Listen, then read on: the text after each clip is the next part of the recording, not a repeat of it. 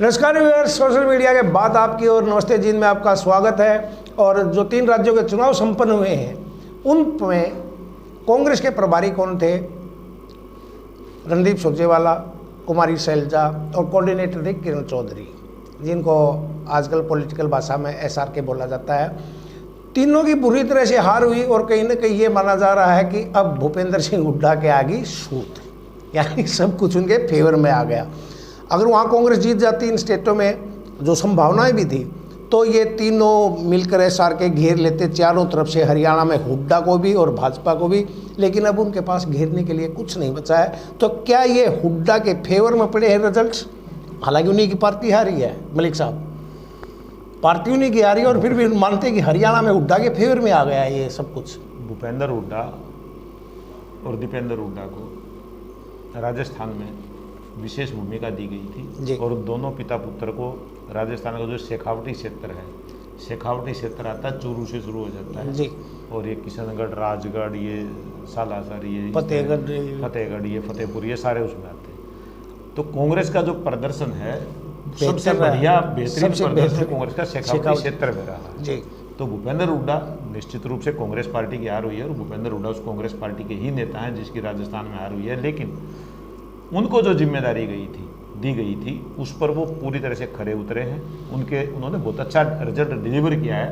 Party high command तक भी ये मैसेज गया है कि भूपेंद्र हुड्डा और जूनियर हुड्डा को जो जिम्मेदारी दी गई थी वो अपनी परीक्षा में पास हुए हैं जी। ये एक बात है कि वो वहाँ पे पास हुए हैं। सबसे बड़ी बात यह है कि उनका जो विरोधी गुट कांग्रेस में है, SRK गुट भूपेंद्र हुड्डा को जो घेरने के लिए पहले फ्रंट फुट पर बैटिंग करने की तैयारी में था, अब वो पूरी तरह से बैक फुट पर है और पूरी तरह से डिफेंसिव मोड में है। रिजल्ट आने के बाद आपको ना शैलजा की कोई बड़ी प्रतिक्रिया आई है, ना किरण चौधरी की आई है, ना रणदीप सुरजेवाला की हुई तो कोई बड़ी प्रतिक्रिया इन चुनावी नतीजों के बाद आई है।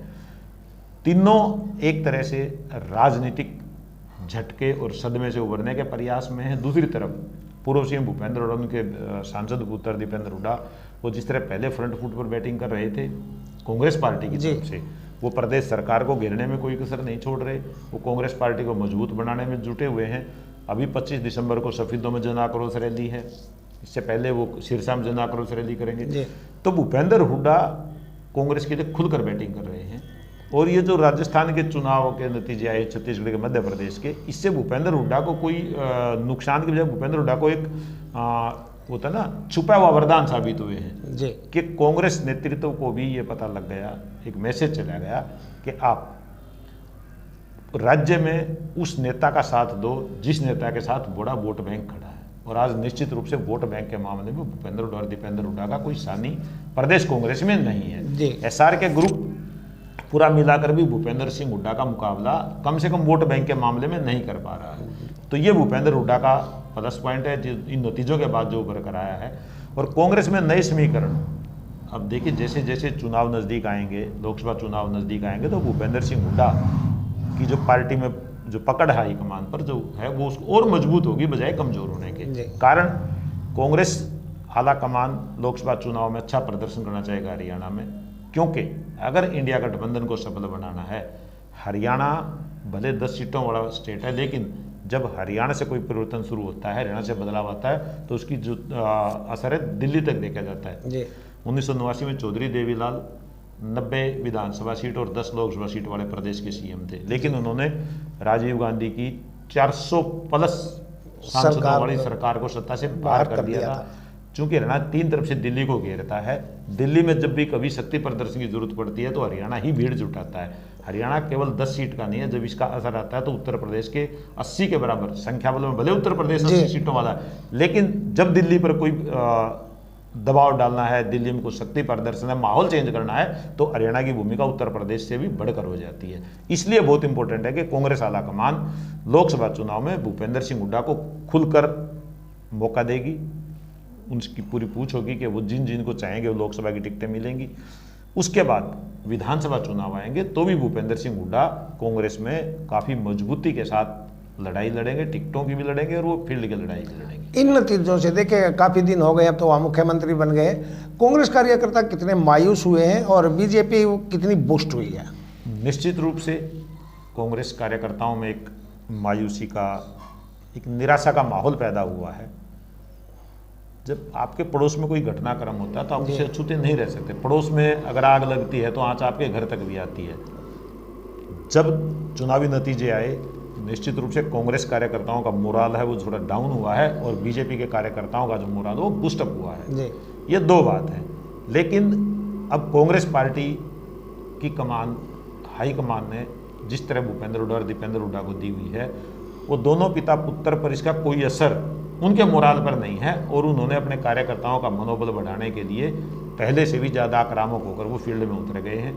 विधानसभा सत्र आज शुरू हुआ है और भूपेंद्र सिंह हुड्डा पूरे दमखम के साथ ठोक कर गए, जीन में बोल कर गए कि सरकार को हर मुद्दे पर घेरेंगे, चाहे बेरोजगारी का मुद्दा, चाहे गुंडागर्दी का मुद्दा हो। भूपेंद्र हुड्डा जनता से जुड़े मुद्दों को लेकर सरकार को घेरने में कोई कसर नहीं। लेकिन रणदीप सुरजेवाला ने, जब कांग्रेस की बैठक हुई थी चंडीगढ़ में, तब रणदीप सुरजेवाला ने भूपेंद्र हुड्डा को घेर लिया था, ये कहकर कि हुड्डा केवल ये कहते हैं भाजपा सरकार भ्रष्ट ने, तो उन्होंने कभी मोदी के ऊपर आरोप लगाए, न कभी खट्टर के ऊपर लगाए। तो अब ये बातें कहाँ तक चलेंगी? भूपेंद्र सिंह हुड्डा जाति तौर पर किसी पर हमला कभी नहीं करते। उन्होंने कभी पूर्ववर्ती चीफ मिनिस्टर ओम प्रकाश चौटाला पर भी जातिगत हमला कभी नहीं बोला। जाति हमला में उसको बोला जो पर्सनल अटैक होता है। वो नरेंद्र मोदी की सरकार पर अटैक करते, नरेंद्र मोदी पर नहीं करते। वो मनोहर लाल की सरकार पर अटैक करते हैं, मनोहर लाल पर नहीं करते। ये भूपेंद्र हुड्डा की आज से नहीं, जब से वो राजनीति में तब से उनकी एक तरह से कार्यशैली है। वो केंद्र सरकार की। तो इस बयान के पीछे सुरजेवाला का क्या वो हो सकती थी, चाल हो सकती थी, या क्या दबाव बनाना चाहते थे वो? नहीं, रणदीप सुरजेवाला कांग्रेस के राष्ट्रीय प्रवक्ता हैं जी। वो नरेंद्र मोदी पर सीधा हमला बोल देते हैं, मनोहर लाल पर भी बोलते हैं। रणदीप सुरजेवाला की अपनी वर्किंग स्टाइल है जी। वो पहले व्यक्तिगत हमला करते हैं सुरजेवाला और बाद में वो सरकार को घेरते हैं। रणदीप सुरजेवाला शुरू से व्यक्ति विशेष पर हमला करते यंग है। ओम प्रकाश चौटाला पर भी सीधा हमला बोलते थे। रणदीप सुरजेवाला कम से कम इस मामले में कह सकता हूं कि जिस तरह से राहुल गांधी आंखों में आंख डालकर बात करते विरोधी के, तो रणदीप सुरजेवाला में भी वो जज्बा है कि अपने विरोधियों की आंख में आंख डालकर बात करते हैं।